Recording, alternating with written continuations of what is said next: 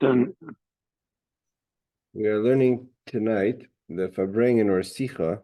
Rebbe said, like this year on Sunday, Parsha of Bechukoisai, Lag Beomer. It says he said this Sicha between Mincha Mariv. The Rebbe had spoken already that morning or afternoon, early afternoon, by the parade.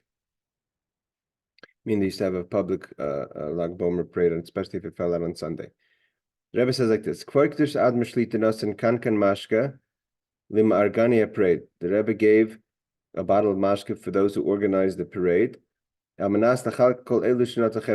give a little bit of the l'chaim for everyone who participated that afternoon in the parade. So the Rebbe continues. Hi, Shani, we're just starting page 236. This is a talk the Rebbe gave between Mincha Mariv Sunday, Lag Beomer, like this year, the first day of Parshas Bechukoisai. So the Rebbe says, Aleph, Yesh Rishima, there's writings of Kvoikdur's Admir Nasi Dereinu from my father-in-law, the previous Lubavitcher Rebbe, Shenitfas B'Shnas Tav Shenyud, that was printed in 1950.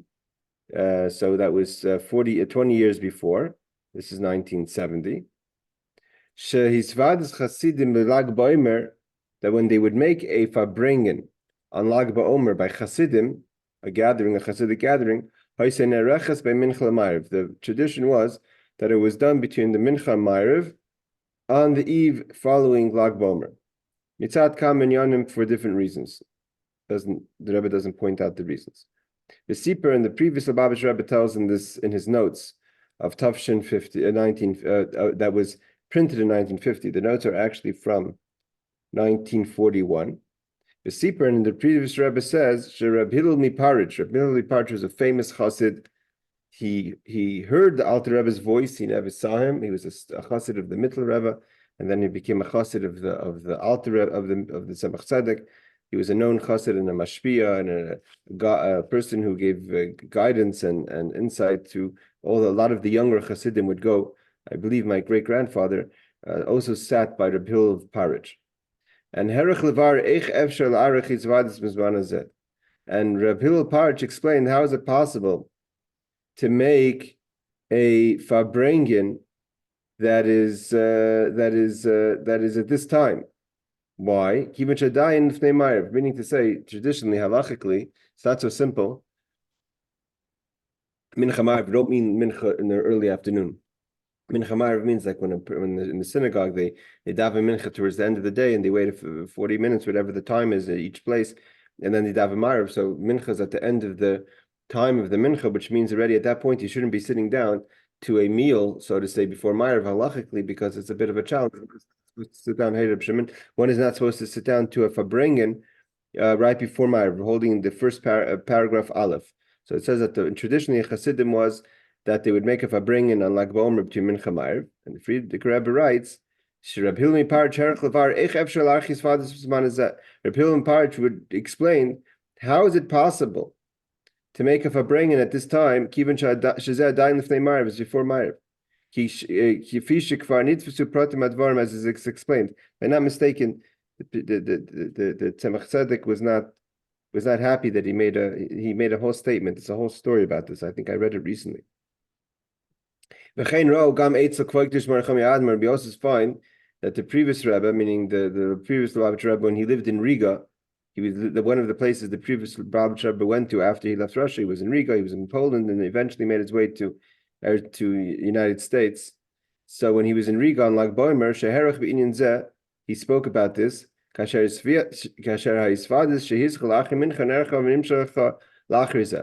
the Farbrengen that happened on Lag Beomer in Riga, doesn't say what year it was, that also the problem is obviously if there's a short amount of time between Mincha and Ma'ariv, and you start Farbrengen after Mincha, and then it goes into past the Zman of Ma'ariv, even if you're not that people are not going to daven Ma'ariv, but it goes into the Zman of Ma'ariv. I don't know if they washed or not.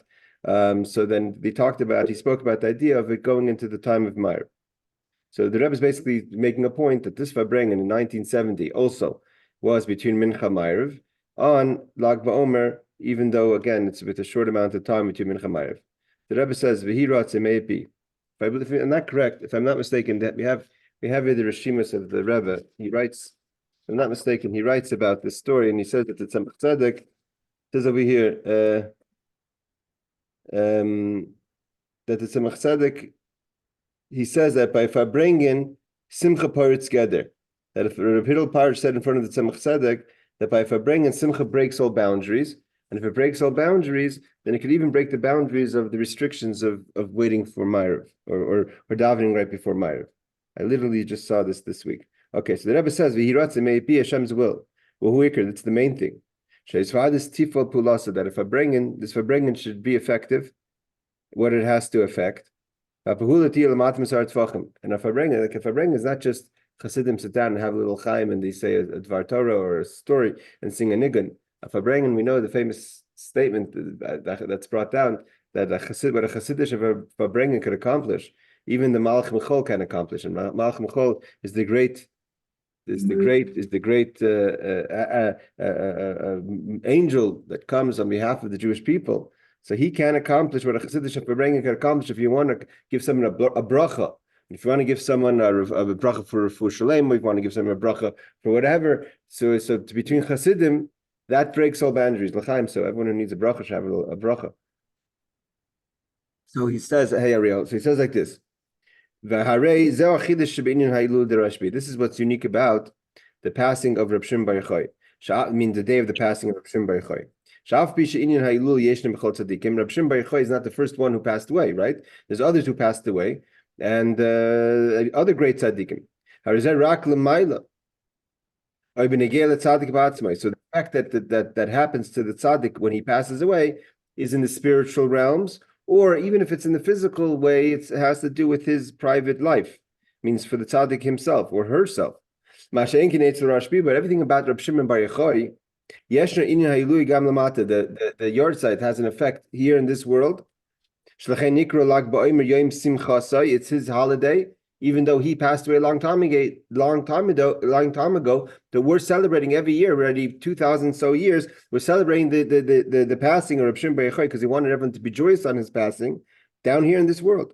Like it says, Yom Simchasi, this is his holiday, as it's brought down in the Pri Etz Chaim and the Arizal, the Kisvei Ari. Yom Simcha im kol hapratim shebetzed. Oh, it's a day of joy with all the details, and that's why in Chabad you do the parades, and then the fires, and everyone dances. We find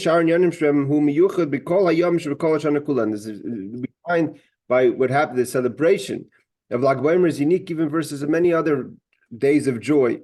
And it also affects things how they happen, and Mamash should be effective this year. It's so important what's going on that Reb Shimon Bar Yochai should be poil things down here lamata, not in the spiritual realms only. Even more, the point of Reb Shimon Bar Yochai,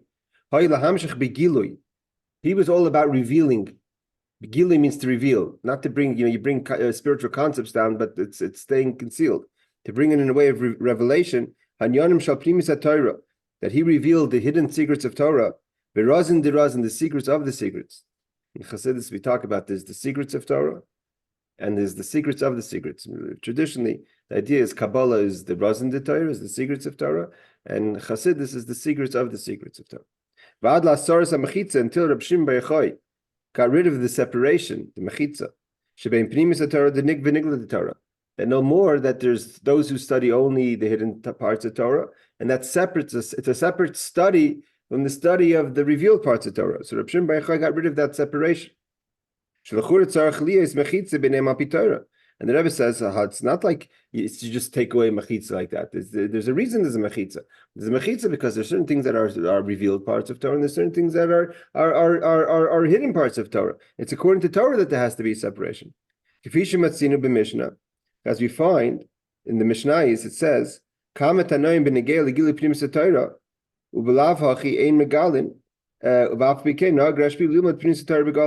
we find in the Mishnah about different Tanaim with regard to learning the secrets of Torah, and they wouldn't reveal it.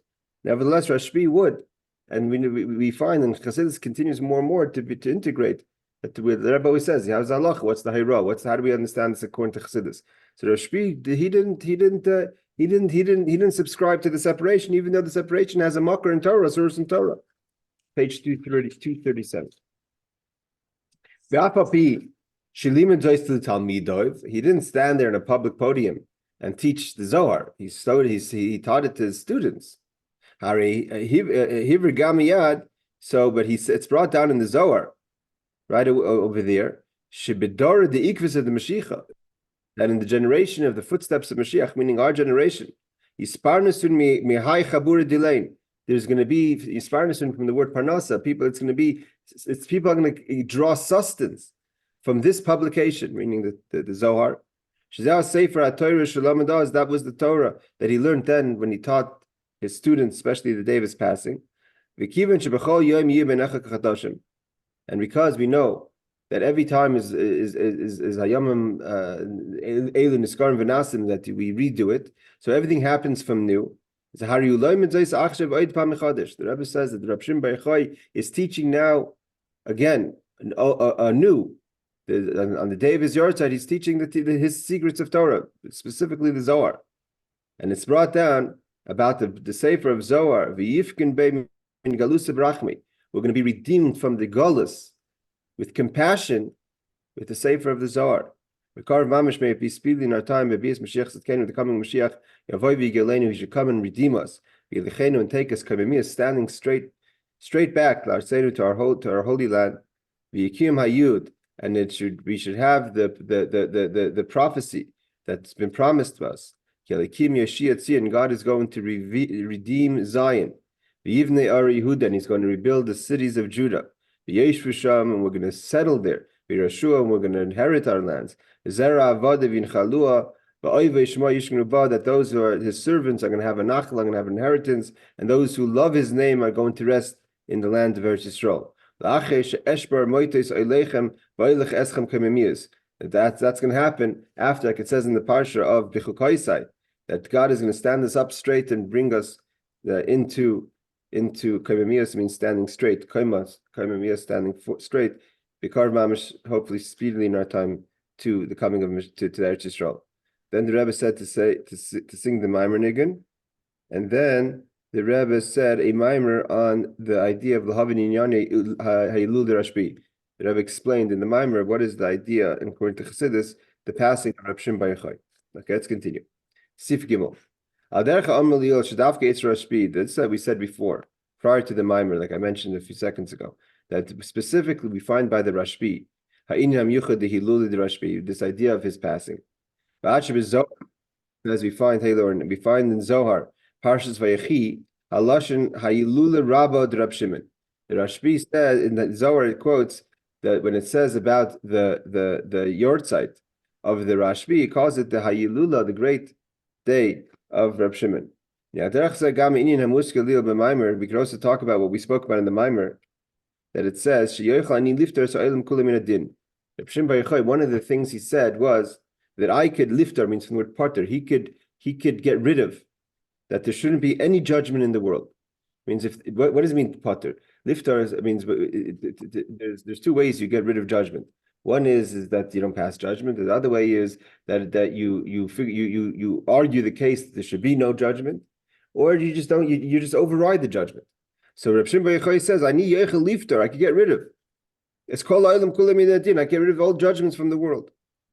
Metzinu, the Rebbe says, we find Lo Yitzlav Ram v'Achia Sheloni Ayosim Mitzad Atzim Ela Davke Yitz Rashbi. He says we don't find this by Avram, who is the great advocate also of the Jewish people, or Achia Sheloni, the great, Achia Sheloni is one of the mysteries of our time, right? Because it says that, he quotes over there. This is Kach Amar Reb Shimon. I'm going to read footnote number 14. Kach Amar Reb Shimon Bar Yochai. This Reb Shimon Bar Yochai says, Iboy Avram Mikavrei Min Gabei Va'ad Gabei Va'no Mikarv Migabei Ad Malkul Mashiach. He says Avram could carry the weight, up until my generation, and I'll take it from my generation all till the days of Mashiach to get rid of judgment. And Rashbi says in the Zohar, and if you'd start Achia Shaloni Imi, Achia Shaloni is a person that on paper he lived in the times of King Solomon, right? He was this prophet in times of King Solomon, Shlomo Melech. He's the one who prophesied about the division of the of Israel, meaning between Yeravim ben Nevat and the son of Shlomo. He told Shlomo he's going to lose most of his dynasty, and so the 10 tribes are going to break off, and he anointed Yeravim the son of Nevat, who ended up going off the way. And the spirit or the person, who he was, is all a mystery. It's brought down. I think even the Talmud says that he left Egypt. It means he lived. Even technically, he lived 400 years, but we know as Chassidim, he's the teacher of the Baal Shem Tov. So he's one of the people that never died. He lived throughout time. I mean, he was alive in the times of the Baal Shem Tov. So Reb Shimon Bar Yochai said that for Chia Shaloni joins me, Vanan Mikavri min Avram ad Malkum Mashiach. Then good. Then we can mamish get rid of judgment until the rest of the times of Mashiach. So he says, Loi Eitzel Avram v'Chia Shaloni ayoisem mitzad atzum el dafke Eitzel Rashbi. I'm not sure what he means, but basically it seems like what he's saying is that it's not just Avram himself or Chia Shaloni themselves. It all has to be with Rashbi. Rashbi is the center point that will get rid of all the judgment. I mean, Avram could take care of it a little bit, and Chia Shaloni with him could take care of, help it to go all the way to the days of Mashiach. But it's Reb Shimon Bar Yochai, he's the one who gets rid of all judgment from the world. Like in all the details, either he himself gets rid of the judgment, or if Avram chooses to join him, Avram Avinu, or Achia Shaloni chooses to join him, then it could even be stronger. But Rashbi says, I'm doing it, I do what I do. We can explain this as based on what it says in the Maimer that the Rebbe said before. So let's continue and see what the Rebbe is saying. I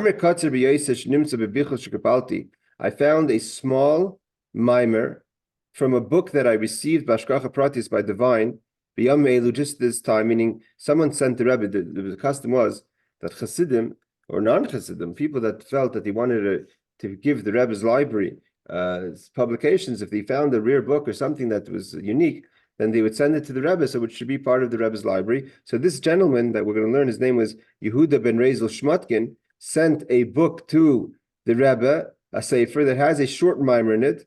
And the Rebbe says, the Rebbe says he's giving a blessing that he should be remembered for good. The person who sent me the sefer, his name is Yehuda ben Rezel. And the Rebbe says in the footnote number 17, says his name was Shmotkin. And it says in the footnote, he sent over the years many publications that I guess were unique or he found in different auctions, what have you, and he would send them to the Rebbe. And one of these books, one of the things that he sent was this sefer. What does it say in the sefer? Page 238.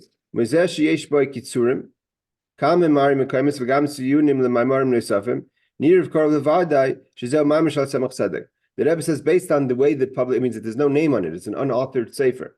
But based on the Rebbe says his analyzing that there's kitzurim, that was a custom of the Tzemach Tzedek, that he would make a summary after each chapter, and the way there are footnotes and additional notes that are on the Maimer, leads the Rebbe to believe that this is a Maimer of the Tzemach Tzedek, meaning the third Rebbe Chabad, which is, also the grandfather of the Rebbe. Even though it's very short-handed, which that itself is not so much the custom of Tzemach Tzedek, to write something in a short note, and very few paragraphs. The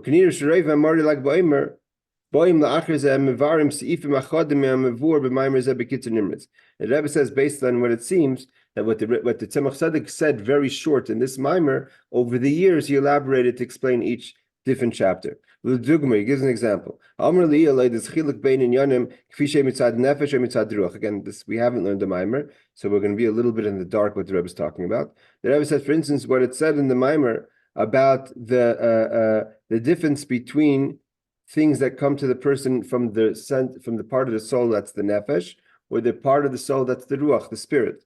And what's that? How that's connected to things that are written in the Geras HaKodesh of the Tanya. The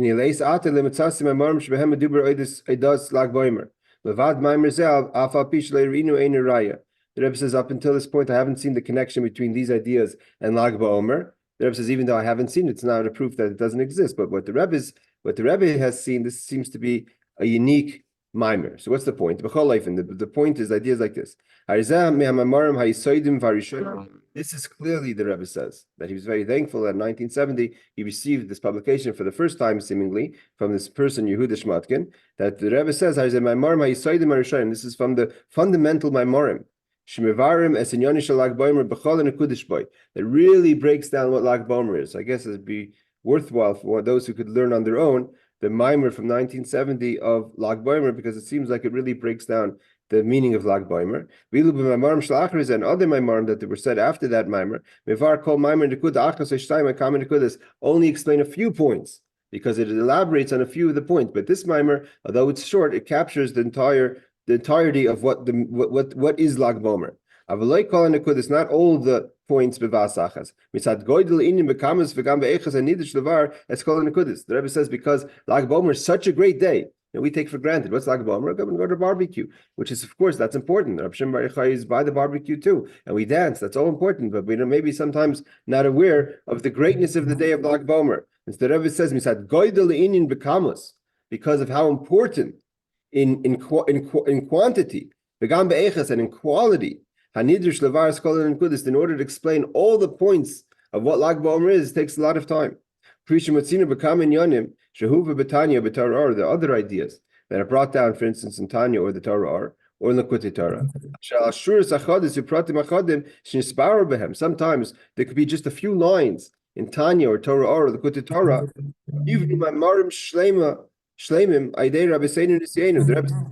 The Rebbe's following the Alter Rebbe would take one line of Tanya, or one line of Torah, or one line of Likutei Torah, which the Alter Rebbe would say in just one sentence. They would build on that publications of Maimarim. Those who spoke after the Alter Rebbe, those who filled his place of leadership of Rebbe. So the Rebbe continues. So what does it say in this Maimar that we didn't learn? We learn not just about Rashbi's life, or that he passed away and it's a great simcha. There were things that were accomplished by the fact that he passed away on that day. It's not just something that happens in the upper spheres. It just happened in Reb Shimon's personal space. How he was effective in this world. It became a holiday. So therefore, the Rebbe says, based on we understand that Rashbi was not basically a private person. He was a communal person, meaning that his life affected the lives of everyone, and like he says, all the way to the generation of Mashiach. I mean, Rebbe Shimon Bar Yochai said about himself. Imagine a person says about himself that if Achia Shaloni teamed up with me, Avraham Avinu teamed up with me, we could get rid of judgment until the end of time. So we could find certain wondrous things that we only find in Rashbi. For instance, that he says, that I could get rid of judgment from the whole world. You know what it means to get rid of judgment? Every time Chas v'Shalom there's a decree in heaven, nothing happens in this world by chance, right? If God forbid something horrible happens, or whatever it is that happens, there's a decision that it has to happen for whatever reason. Not that we have to understand it, but possibly involved in that is din. And Reb Shimon Bar Yochai says judgment. What's judgment? Judgment means he's judging the situation, and God says based on what's happening, there's a judgment. So therefore, Reb Shimon Bar Yochai says I could get rid of the judgment. Ba'agdama, the Rebbe says. So the question is, why could he say that? It means when a person says a statement like that, he's not just boasting. He's saying it because he actually can do it, and he's saying it because he's trying to inspire that it should be done. So where did Rashbi have the power that he could say such a bold statement, seemingly, that he could get rid of judgment? You know what it means to get rid of judgment? It doesn't mean that it's either you're going to transform everyone, that there's nothing to judge, or even if there's what to judge, you're going to override the judgment. So where does Rashbi get that koyach, that power? So the Rebbe says, in most places it's explained, the very fact that he lived the pain of 12 years. I mean, we don't 12 years in a Myra in a cave. It wasn't because he did sins that God punished him that he has to go 12 years in that cave. This is all connected to whatever was going on in the generation. It was a difficult time. He was the post Bar Kochva generation, right? His teacher was Rabbi Kiva. Based on what he suffered in his life. 12, 13, I don't know why he says 12. He was 13 years in the cave. Maybe the 13th year wasn't so difficult that he chose to go back. But the 12 years he was hiding from the Romans. So that itself was a schus. It's brought down traditionally. That enough was a schus for him to get rid of judgment the whole world. The Rebbe says, if you want to say that that's the only reason, and this is brought down in certain explanations, that this is the reason why Rashbi had the power to override judgment because he suffered for 12 years, great yisurim, great pain. I mean, he lived literally on buxer and water, lived in the mud up to his neck. I mean, it was a very, very challenging experience, and it refined him. That's where he got all his knowledge from. But the Rebbe says that nevertheless, notwithstanding, if that's the reason that he had that schus, he had that koach, that power to get rid of judgment, there are other righteous people in history that also went through tremendous pain. I mean, with all due respect, there's others who went through the tremendous yisurim. Rahman al-Islam. Which I was just thinking about. Also, his son was with him, right? So why couldn't his son say the same statement? His son also was 12 years in the desert, in the tent, in the cave with his father. Shal Rashbi. He was with him in the Myra. Nevertheless, Masker Rashbi b'medrash. Rashbi says, Avram v'Achia Shiloni. He only mentions Avram Avinu had the power, or Achia Shiloni. So Avram Avinu, of course, all the nisyonis, all the challenges that he went through, and Achia Shiloni again is a mystery. We don't understand Achia Shiloni's again. When the Baal Shem Tov brought down and told us Yaakov Yosef, when he quotes the famous that his teacher was Achia Shiloni, he calls him Chai Yechida. Chai Yechida is the two higher parts of the neshama. He calls Achia Shiloni the Chai Yechida. So Achia Shiloni is this? It seems like he's still alive. Achia Shiloni and Avram Avinu. That's all. He doesn't mention his son Eliezer, but his son also was 12 years. So why doesn't he include him in the small group of people that have the power to get rid of the judgment? Me and my son, and something else that he's talking about. The Rebbe says I could explain it like this, hopefully. Page 239. B'dugmas pu'elas Rashbi negei le'inyan ha'ilula, shema shenasa eitz la'acherim l'mayla, u'b'negei la'adam ha'ovid ba'atzmai. So it says b'dugmas pu'elas Rashbi, just like in general, in the effects of Rashbi, of Rishon Yochai. With regard to, in general, his day of passing, shema shenasa eitz la'acherim l'mayla, what happens to other people above, u'b'negei la'adam ha'ovid ba'atzmai, the person himself. Rashbi was different than everyone else, that he didn't have private experiences. What happens to him in heaven, he brings it down. What happens to him in his private life, everyone else experiences. Is what we call an neshama klolis, right? So Rashbi was effective. Through his way of service, whatever any kind of great things that happened to him, right? That's why everyone's happy on his on his Hailula, because it's not just like him and hhis family or him and himself or those in heaven. He brings that the happiness is for everyone. Everyone's dancing. The streets are dancing because Rabbi Shimon Yochai is happy on the day of his passing. The whole world is happy for him. When it comes to another side, so this that he's able to bring in simcha, he's also able to bring when it comes to merits. That if he has a merit, it's not a private merit. He includes everyone. If he has a schus, if he sat 12 years in a cave and ate boxer and drank water for 12 years straight, and it's a merit for him, it's not a private asset. It's something he uses for everyone's benefit. When it comes to another righteous person, that the schusim that the tzaddik has in his or her life could be beneficial to them or whatever the people around them, is to get rid of judgment in the higher spaces. But Rashbi, that wasn't for him. Rashbi was all about that whatever he could do it, how could I bring it down to this world? if I have the currency, the schusim, to get rid of judgment, it's not about getting rid of my judgment or getting rid of judgment in the higher spheres. I want it to be that in this world and the Pashut and the world Lamata should benefit from my ability to get rid of any judgment. The Rebbe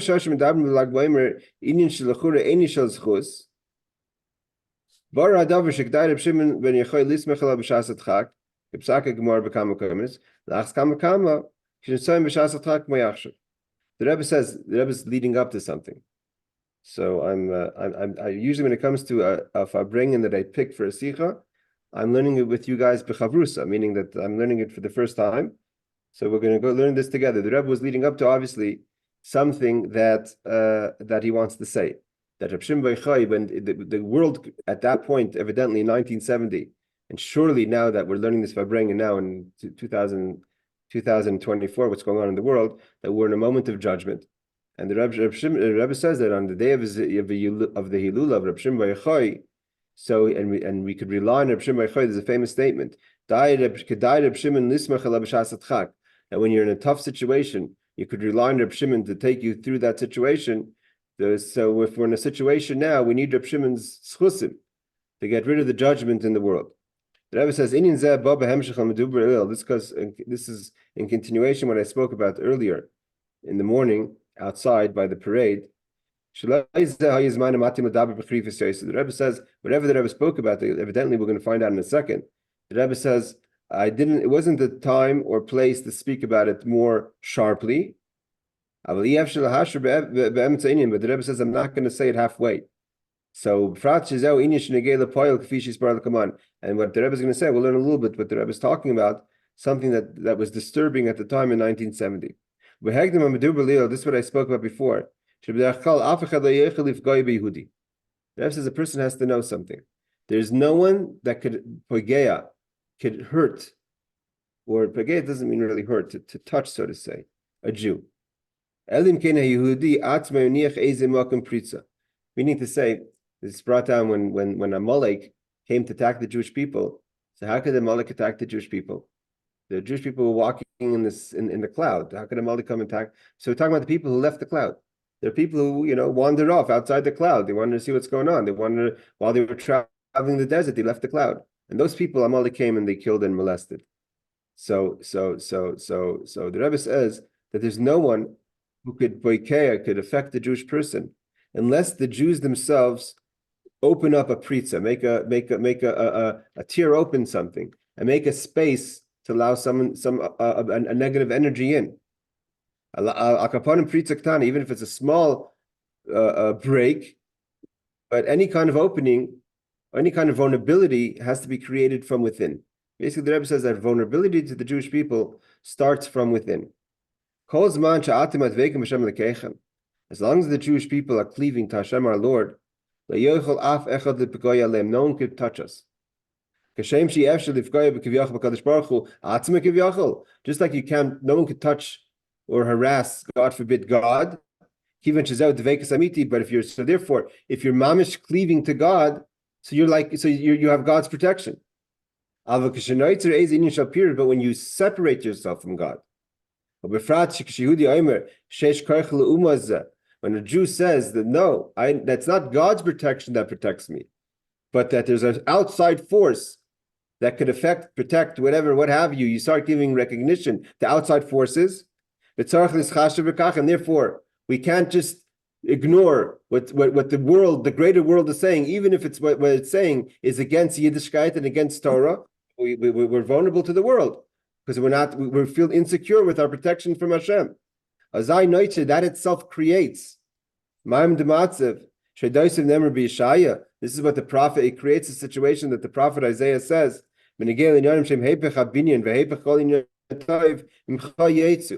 when the Rebbe doesn't go into details, when the Yeshai, the prophet Isaiah, says about things that are opposite of building, that's the opposite of building, destruction, and opposite of good. So what's Yeshai say? Where's the pritza? How could negative happen to the Jewish people? So Yeshai Navi says, negativity is going to come from within. The same thing we found when it came to the exile of Egypt. How did Pari get the Jewish people to become slaves? is when the Jewish people themselves, the Bnei Israel themselves, wanted to find favor in Paro's eyes. So when Paro said, "Come, let's everyone, be a slave one day for Egypt for the sake of flag and country," so the Jewish people lined up first. Were major citizens, right? So therefore, there were those who wanted to find favor in King Paro's eyes.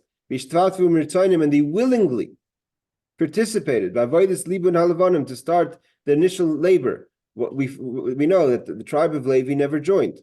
Because they never joined initially, they never became slaves. Paro was only able to enslave the people who initially willingly became workers of Paro.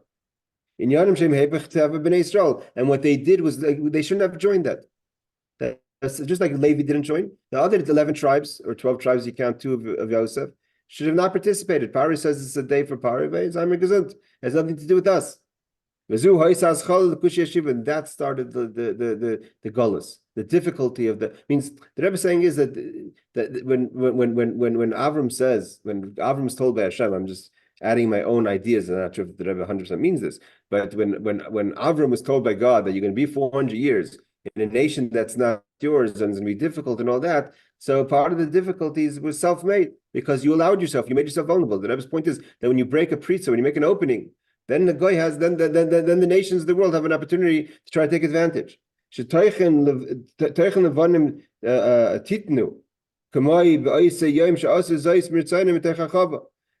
what happened? Said that it's brought down in the Medrash that Paro said to them, "Okay, look how much you guys did. When you guys are really putting in your energy to show a day for Paro, every day you have to do that." So what happened? They created their own situation because they sat and put in full labor. And put in 18 hours of labor and showed, look how much we could do. So he said, fine, exactly, you could do that every day now. 240. And when we start with negative is the opposite of, like we say in the positive. One mitzvah brings another mitzvah. So too in the opposite. One breaking, one vulnerability, one compromise only brings another compromise. Just like in good, positive energy grows, negative energy also grows. It's hard to come back in Yeshim, it's hard to Hepech, so to on the opposite. When it's Rashi, Parsa Shavua, when it's Rashi brings down in Bechukai Sai, Ba'ifin Shemechavle Hashav Yechem Lavi Achach Lidei Ka'avusais Ha'egla, Shari Efsha Shiaschem Yad Ba'avasis Ha'egla. I have to check what that Rashi is. But evidently something to the fact that the negativity starts from small things, like the Rebbe says. Compromises start in small things. You don't have to right away say, "Okay, I don't need to ask the rabbi for this. This is a small compromise we're making. What's the big deal?" So we're acknowledging something else. And when you compromise a little bit, then they want more. Who needs more than to analyze the past 10 months what's going on over here in Eretz Yisrael, right? Either you have what to talk about, you don't have what to talk about. If you could talk about releasing the hostages, talk about it. Why does the video make the difference? So is next, it brings something even more, a more severe compromise, right? Can't even compare October 8th to May 24th. And what comes out of it comes the golden calf. Totally opposite from what Hashem wants. The Rebbe says, so that's in general. The Rebbe is saying in general that a pritza. So what's the Rebbe's foundation? I'll say a little bit more. Obviously there was something going on over there, if I'm not mistaken. It seems like it's the question of Mi Yehudi. The Rebbe's those years talked about the idea of only a halacha conversion should be accepted as a conversion, and we shouldn't give in to pressure. But the same idea that the Rebbe says is that when Reb Shimon bar Yochai says that I could be part of the whole world of din, there's certain things that are happening. That where's din come from? Where's the judgment come from? The judgment comes only from within. When there's fighting within, when there's disagreements within, when there's a break from within, that creates the vulnerability. If you're solid within, if you stay in the cloud, you're not going. No one could touch the Jewish people. But when the Rebbe says, what are we talking about? The Rebbe said, I spoke about it in Purim on all the great days, Achron Shapesach, the Achriza, other times. Shekibus Yehudi, Hiskim Lekabel Choich She'ef Shalemer Agoy Shehu Yehudi. There's a certain, there must have been some sort of kibbutz that they accepted, or a gathering of Jewish people, I'm not sure, that accepted that they're going to take non-Jews, non-kosher conversion as a kosher conversion. Even though the Torah says halachically that person, he or she is still a Gentile. And the Gentile himself or herself acknowledges, I didn't do an Orthodox conversion. And if you ask that person, are you ready to live as a Jew? They say no. The Reform or the other conversion said I could do, I don't have to do any Torah mitzvahs. That the Rebbe says even more, that people are trying to take advantage of the person who did a non-Orthodox conversion to use them and manipulate them, and it's happening now. In the meantime, the person themselves didn't want to be involved in this and had regrets. Obviously, there's a story that happened. At the end of the day, this person became an Israeli.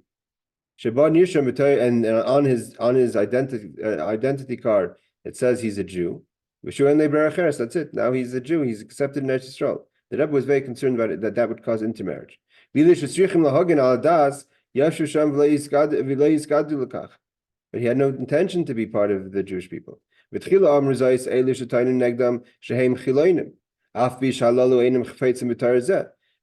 the people who said that we're accepting this kind of conversion consider themselves to be a chilonim.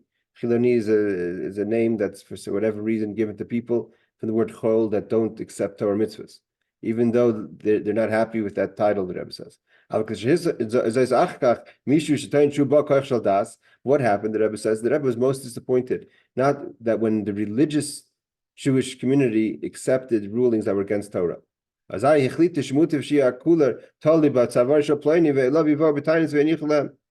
then the people from the non-Torah observant said, go to the rabbi who said it's okay. And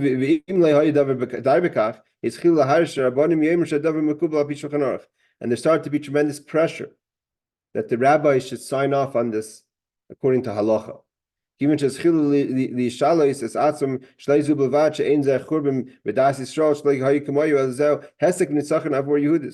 they wanted to go and say this is a win, right? In 1970, the issue was conversion, and today it's something else, right? Israel has to sacrifice its entire security, so they're going to have a deal with Saudi Arabia, right? It's a hesed. This is a win for us, right? This is a win for us if we get this, for nation and religion. The Rebbe says it doesn't make sense at all. This is a sheker muchlat, an absolute lie. Every child knows. Ralph became Beomer farsim mit fus kamen l'shaynis in the public and in different languages and the rhetorics. She others that they know that it's not a serious thing. And the Rebbe continues, evidently, it's not here. This seems like this is what's on the Rebbe's mind on Lag Beomer 1970, where the Rebbe continues. It seems like the Rebbe is going to continue to talk about this till the end of the Farbrengen. And I guess the Rebbe is using the power of Rashbi to try to get rid of the judgment of the situation.